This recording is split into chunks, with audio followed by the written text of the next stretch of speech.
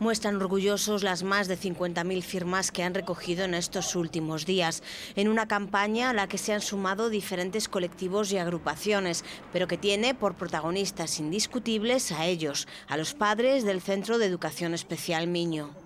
Facer o esforzo que fixeron todos os pais e as nais de salir á rúa, de recoller firmas, é impresionante.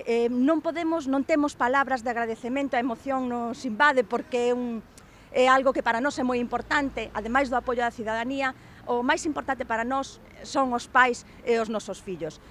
Esta mañana presentaban por registro las firmas que apoyan su petición a la Xunta, un centro público para personas mayores de 21 años con discapacidad física y psíquica. Conscientes de lo que han logrado ahora, ya no están dispuestos a parar y advierten que seguirán peleando. Que queremos un centro en condicións. En condicións falamos dun centro con unhas plazas aceitadas ás demandas da nosa provincia, de xestión pública, para nós eso outra cousa é inaceptable.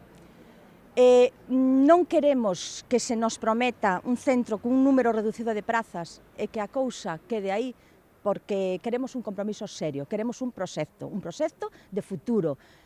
Consideran que es responsabilidad de la Xunta dar respuesta a esta necesidad, porque entienden que los servicios sociales no son un negocio, mensaje que hoy volvían a repetir al conselleiro de Servicios Sociales.